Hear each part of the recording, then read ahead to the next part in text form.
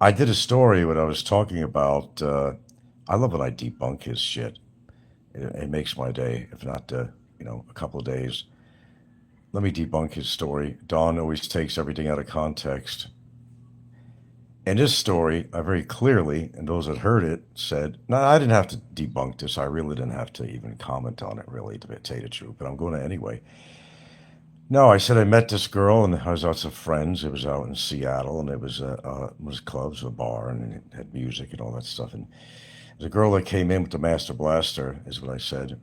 Big guy, looks like Big Kevin or something, And anyway, invited her over to the table. She's very social. She's a good-looking gal, but there was no intent in any form or way to form a relationship with her. And I explained that, physically and financially and everything else, I wouldn't be able to do that. Would she have been a good candidate other than her disability? I would probably say probably so to be worthwhile checking out or to explore a relationship with her.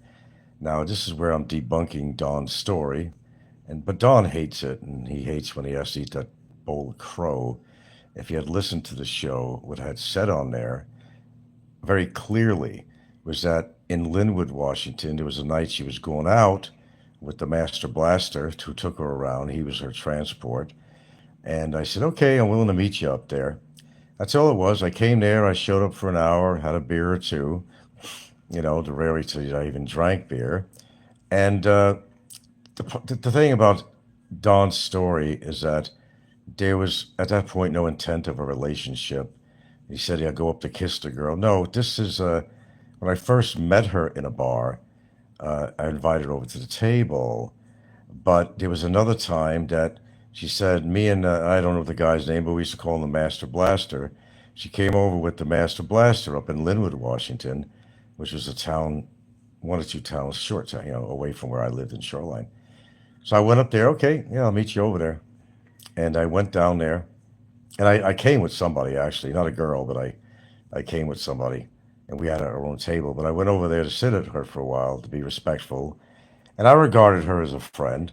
That's all it was. As I said, I could not, even as Dawn stated on a friend story, that it's just not a possibility to get into a relationship with somebody with a great disability. And it was the same thing that actually applied to me. So of course Don changed the story around as he always does to his benefit. No, I didn't just meet the girl and give her a kiss. I gave her a kiss on the cheek on another occasion that I got together with her and I was leaving and told her I had to leave. I was being very polite, and there was a lot of tension between us at the time because she wanted a relationship with me and she was wondering why I wasn't calling her and all that stuff. So I showed up there. She asked me to do so, and I showed up out of respect and out of a friendship. And I sat there for a good hour. Look, I was there for an hour. The band wasn't very good, as I remember, but I did show respect and I showed up. Okay, so that was the end of the story, really. I basically said, I gotta go. I wasn't intending to stay out all night tonight. Just came by to say hello to you. You asked me to come by. Da da da. End of story.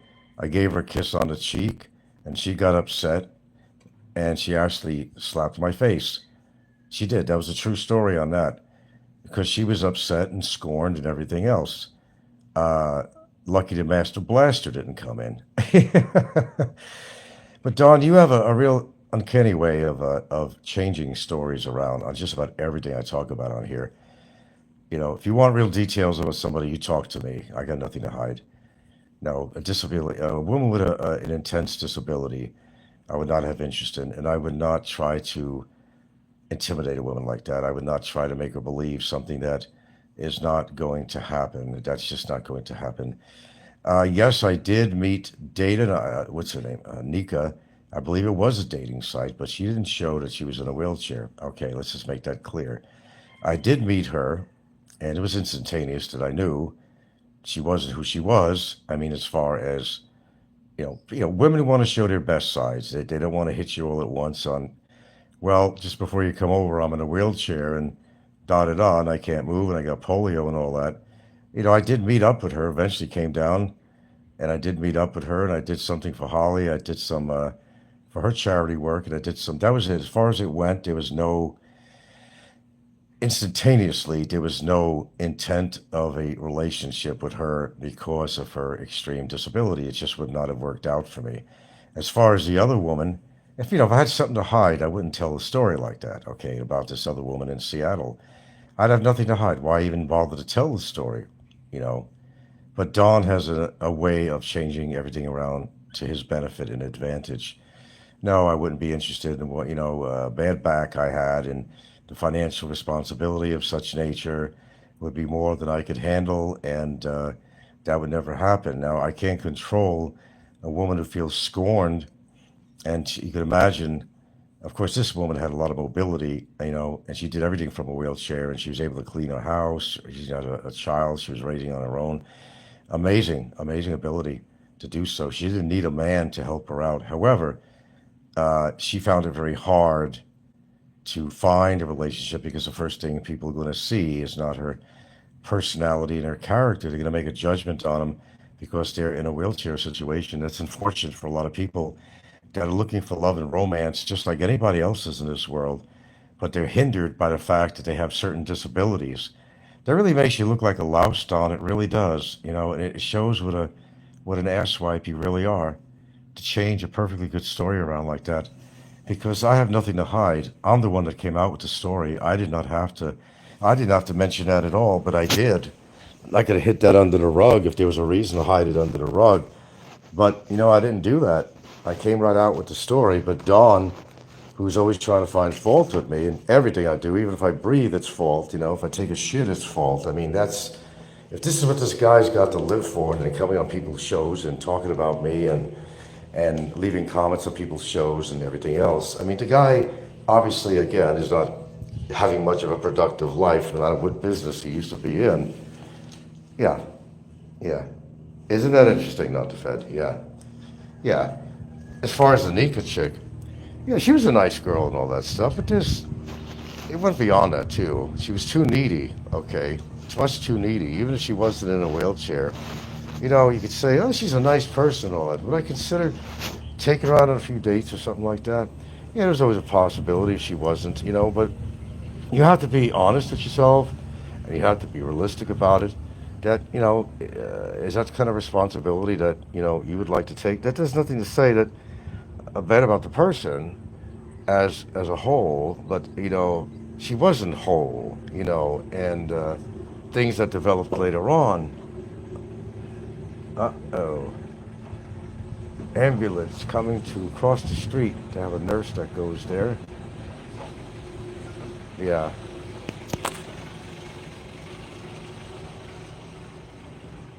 there we go. I think the nurse works there actually. Yeah. Um. Anyway, Dawn, that's awfully childish of you. And why do you try to change stories around? Why is it so important to benefit you? I guess the question is, what is it that you have to hide? Hmm. Maybe the story you were telling was actually related to something that happened to you, perhaps. I don't know. But everything was quite innocent. And if I didn't want to be in a relationship with somebody with a disability, that was absolutely my choice to do so. I don't think I would have been a great candidate for that. I wouldn't have the patience, the money, and everything else to be able to go in a relationship like that. Hmm. I've only met a few handicapped people in my life, really, as far as the opposite sex. But the other girl, I don't even remember her name actually. But no, we met a third time in another establishment, which is a little out of my town. I drove up there, and that's all it was. I sat down with her for a while, Dawn, okay, and changed the story around. I didn't just meet a woman that was crippled and come to my table and I decided to kiss on her. That's where Don likes to change his story around. Shut the fuck up, Don. Seriously. How does this benefit you in any way? I really don't know. You really are a creep. You know that? Hmm. You don't want to see the good in anybody because maybe you just don't have any good with yourself and you're projecting like somebody else we know is projecting. Is that's all it really is, Don, is you're projecting? That maybe your life is not as golden as you try to portray to people. I don't know, whatever it is. I don't really give a fuck either way, to be honest with you. But I think sometimes a story needs to be straightened out, and I think I did a good job of doing that. No, I never kissed a disabled woman. It wasn't a date in a bar. She came over and I said, you know, I didn't want to look at her as being a third class citizen or anything. She was in a wheelchair. She was attractive. Here, come on over, talk to us. I had about four guys at the table besides myself. Great conversationalist, great to talk to. Although the guys were kind of mean later on, afterwards, saying things like, why did you invite this girl in a wheelchair over to the table?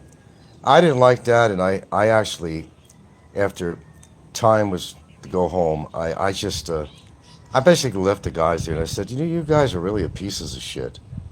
Why are you putting down this girl in a wheelchair?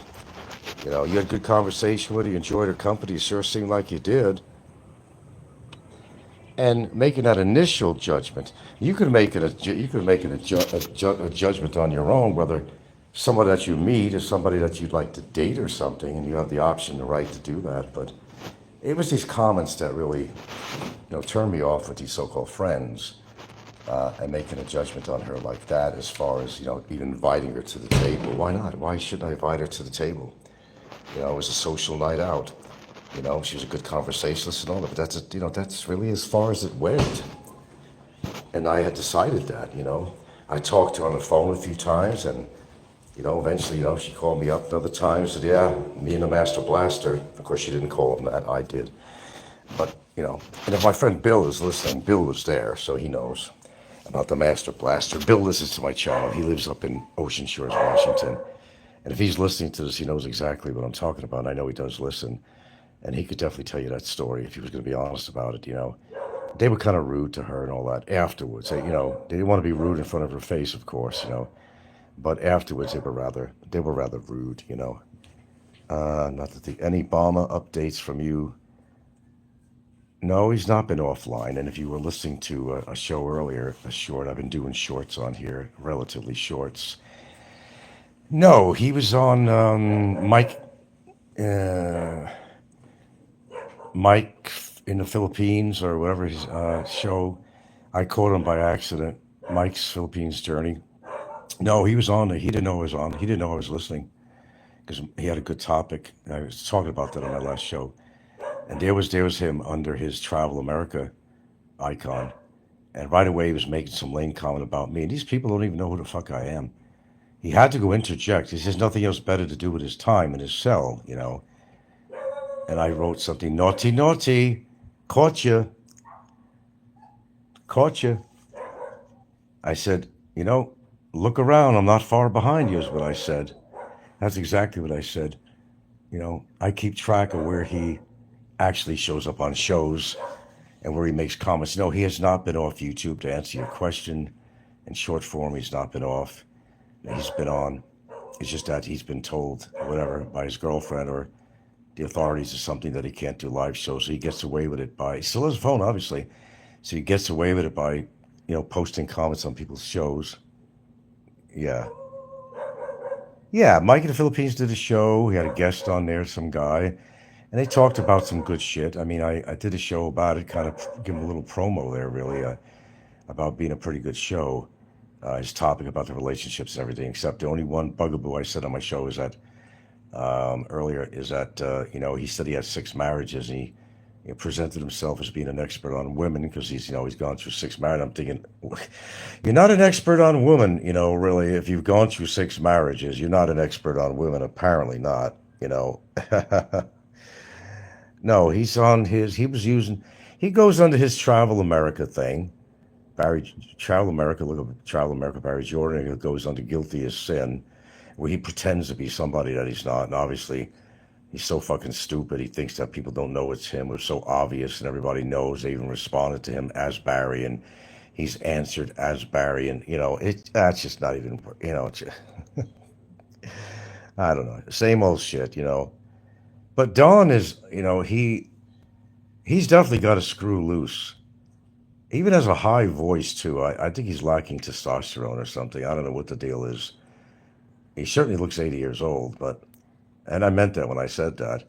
But Dawn has a way of turning around any story that comes out, whether what my education was, whether I ever did photography, who I ever met, what I ever did. Dawn is going to, of course, put his 2 pesos, and whatever they call it in Thailand, money into anything I have to say on here. And if people are stupid enough to believe Dawn, then I don't know what to tell you. But if you have a question, you could always ask me and go to the source from something. But no, the chain of events on any story he has made about me has never been in the so-called storytelling that he does about me. Not even close. How events happened or circumstances or dating or whatever. When I do a show, I just tell it like it is. I wouldn't bring up the subject of the other girl in the wheelchair if I didn't want to. Nobody forced me. That was my topic, in relation to the Nika situation, And I gave an example of a woman that I met that came up to the table in a bar. I didn't kiss her, Dawn. That's where John Dawn changes the story around. That I met this woman. Did I go to kiss her? No. That's Dawn's way of looking at it. And if they clearly heard my show, I said she invited me over to a bar that had music. She was with her friend, the Master Blaster, that transported her around, is what I said. And I came over there for a while and I stayed for about an hour. I was with a friend of mine, Gary, and I kind of had to go back and forth to the tables, but and Gary was actually kind of drunk and he gets kind of rowdy. I wanted that opportunity to get away from Gary for those few moments and, spend some time saying hello to her. And I did out of respect. I already made it clear before even coming over to that place in Linwood that, yeah, I'll show up. My friend Gary's going to be with me. He wants to drink and whatever. And I came over there and I sat at the table with the Master Blaster's approval, of course. I know you love that thing about the Master Blaster. It was funny. You had to be there. Why we call him the Master Blaster. He looked like a big Kevin, really, big hands, and he was like her guardian in a way. He'd carry her around, transport her and all that stuff, make sure nobody hits on her or hurts her or anything like that. So me and Bill, a friend at the time, he lives in Ocean Shores, Washington now. He used to live in Everett. Um, he We used to really make fun of it all the time, and he came up with the name, which I thought was so appropriate. Was the Master Blaster. It was funny than shit, actually. Just it's one of these situations you have to be there and see the guy and all that stuff. Um, so anyway, that was the end of the story. But Don, of course, changed it around. Just to get a reaction from me, and he's getting a reaction. He's getting what he wants. But he came on Jay's show. Jay's show. Yeah, Jay's last show. He had a live about over half an hour ago, I think it was. So Don comes on there. Okay, and why don't you go listen to that when you can? It's really easy to say something on somebody's show, but to back it up is another thing. But Don changes every story to his likes, to his advantage. No, then he says, I went to kiss her and blah, blah, blah, and she slapped me. No, what happened was that I decided I wanted to leave. I was being respectful to come there to see her. She already knows I didn't want to be in a relationship with her. And I was very honest about it. We talked on the phone. I said, yeah, to be honest, it's better we be friends. It's kind of hard for me to. And of course, her argument with that on the phone was, hey, look, I don't expect to do everybody do anything for me. She goes, I got a child I'm raising. I clean the floors. I clean the house. I do everything. I don't need a man to do this stuff for me. And I thought that was great, that she's self-sufficient. And that's a fantastic thing to hear when you have a disability of such. Jay, the guy that lives with his mom, yeah, that's the real deal. That's the dude. Another fucking loser in more respects than one. But goes along with the crowd type of guy. Whatever sounds good, I'll go along with them, be one of the boys type of guy. Part of the men's club and all that. His disrespect for women is very well known, actually. Very disrespectful to Filipinos. It's just a piece of meat, and they're only good for this and cleaning your house and your toilets and your cleaning your pipes out, if you know what I mean by that. So he's very disrespectful when it comes to women. But Dawn, of course, it doesn't really tell the real story of anything. And the real story was that I was leaving there. I said I had to go. And she was upset about that. She thought I'd stay for a while. And I didn't really want to because I didn't really feel comfortable. I was with Gary at the time, a friend of mine, an acquaintance, whatever you want to call him. and I was going back from table to table and all that. So, but I did spend about an hour talking to her. When it came time, the band sucked actually too. As I remember, the band really sucked. I didn't feel like being there, and my friend Gary was getting kind of worked up. When he drinks, he gets a little bit rowdy, and man, I just thought this was the time to get the fuck out of there. Gary was the kind of guy that, when he wasn't drinking, he was like a really rough around the edge guy, really rough around the edges. And a good sized guy you don't want to fuck with, I'll tell you that. But when Gary was drinking, um, he would change, man. He'd be looking at me like he wanted to kill me for no reason at all. He's like, wait a minute, come on, we come out here, sit down, have some drinks. Never mind the woman over there. You know, I invited you out. Now you want to fucking leave. And he's looking at me with these eyes like, I'm gonna beat the shit out of you if you fucking leave on me. You invited me to come out, and now you want to leave early. And I'm like, oh fuck, how do I get out of this? It was one of those situations, yeah, when people drink, and that's why I don't like to be around people who drink. Their personalities change like night and day. It's not something I want to be around. Yeah. Uh, let's see.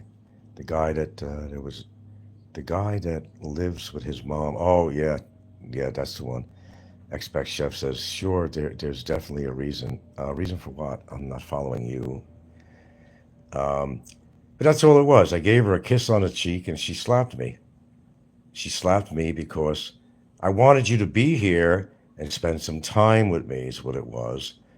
And you only spent an hour, and I wanted you to stay. That was the purpose. Come out and spend some time with me.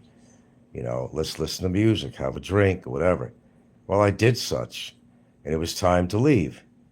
I told her very politely I had to go. I really wasn't planning on staying out late, which I wasn't really. I wasn't into the vibes of the place at all. I wasn't into the band. That was it. There wasn't really a lot of people there. A lot of drunkards, though, local drunkards that hung out at this place. But that was not a comfortable atmosphere for me at all. And as I said, I don't really like to be around a lot of drinkers.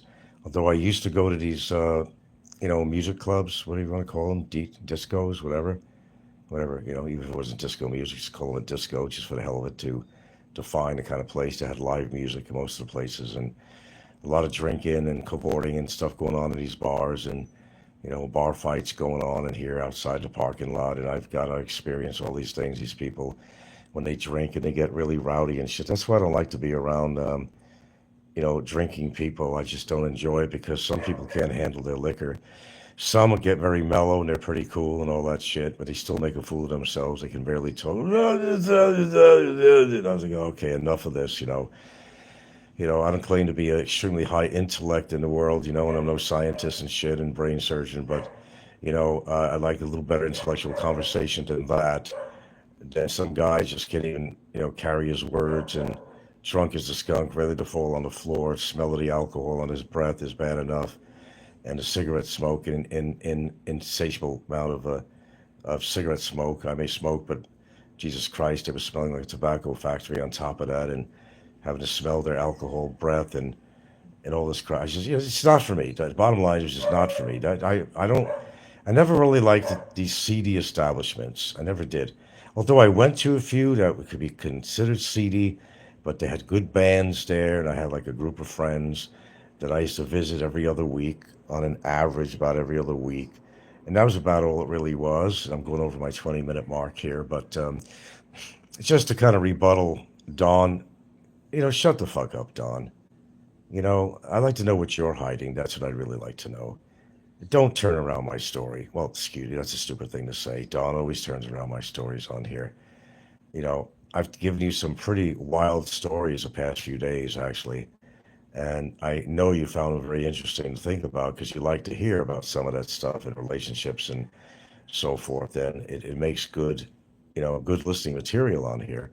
And I like talking about things like this and some of the experiences I had that you could learn from, or maybe that you experienced yourself. Yeah. But to sum it up, no, I'm not into women. And, you know, if it was my own partner that wound up in that situation, no, I would never leave that situation. She was there for me, and I'm there for her. It's a different situation than when you first meet somebody who has a disability. It's your right to make a decision whether you think that could work for you. You know, you're more active, you can walk around. There might be a commonality thing if we don't have anything in common, you know, things like that, and logical things like that. But you're a real low life, Don. You really are. You're extreme low life to change an innocent story like that. But you've done that every single time. You know, now he's pissed off because I really did produce documents that showed that I really went to college. Every time I kind of like prove him wrong, he gets on the bandwagon and starts something else. No, we still don't know. Maybe you made that up. Maybe you wrote that up. You know, that ain't real document or something. But, you know, there's nothing to satisfy Don at all. And every time he gets knocked down a few notches, he comes back a few more notches to, you know, to find some more fault with me. And then you say to yourself, well, damn, talking about people who have time on their hands, apparently he does, because he's there when somebody puts a show on, whether it's me or somebody. He's there. Jay's there. He's got him on a notification. What is Don actually doing with his life during the day and night? What is the real truth about Don C? That's what we'd like to know. What is the, well, I don't really care, but it would be interesting to actually know. What is his life really like that he could spend that much time knowing when everyone of concern with him is actually online? How does he know this stuff? Yeah, you got the notification bell, but is he not doing something else with his life at all? And he talks about other people like myself, or we're not doing this enough in life. It's really none of your business, Don, what I'm doing with my life. And really, frankly, it's not really any of my business what anybody else is doing. But when you start coming on here and start making comments, whether you're on somebody's live stream or some commentary on somebody's show, and you spew out bullshit like that, look, you may not notice because you're so cocky and so thinking self-secure. People see right through that shit. It's transparent, Don. People see right through it. They know who to believe and what to not. And nobody, including myself or anybody, really has to prove anything on their show. You know whether you have a happy life, you know who you dated, you know the kind of people you want to date or don't want to date. That's entirely up to you. You have that prerogative. You want to date somebody that has an extreme disability, that's your prerogative. Do you got the money to take care of our medical bills? Do you want to go through that? You know, you're getting older. There's an age difference usually when you meet somebody in the Philippines. There always is. It wasn't mine. But if they were in a disability situation, are you going to be able to afford all their medical needs? Most people probably can't, or just actually they won't. And that's fair. I think that's fair. You can make that decision, Donnie. You can make that decision. Whether you want to be in a relationship or something like that, no, but don't go changing some story around so it fits you. Like a one-size-fits story. That's Don. He's like one-size-fits story. I'm not like that. Okay. And he does not portray the actual events and the ad libs to it is what he does. But that's what he's always done. There's nothing different that's ever changed about Don. He does not want certain people to live a good life, and he just thought possibly he's not happy in his own. I don't care if he's got money or whatever he's got. I mean, who says that he has a happy, healthy, productive relationship? He's not going to tell you. He'd rather hear somebody else's woes or create some storyline about somebody to possibly, you know, make himself feel better about himself. Like, you know, Barry does it all the time. Total fucking loser, obviously. Well, I think Don is probably one of these fucking losers. I don't think his life is that bright and cheery as he tries to portray it to be. I just really don't believe that. And I'm not buying that, and I never will. So don't try to sell it to me, Don, or anybody else. Nobody believes you anyway. They'll listen to your rhetoric and all that shit on there when you make comments, you go to somebody's live show. But people don't believe the goddamn words you say. And that's just a fact. Okay, I'm over my time limit. I'm off. Go fuck yourself, Don. Well, I don't know. For all I know, you could be a fucking hermaphrodite. What the fuck do I know? Maybe it's quite possible. You should never know. You never know. Get the story straight, Donnie.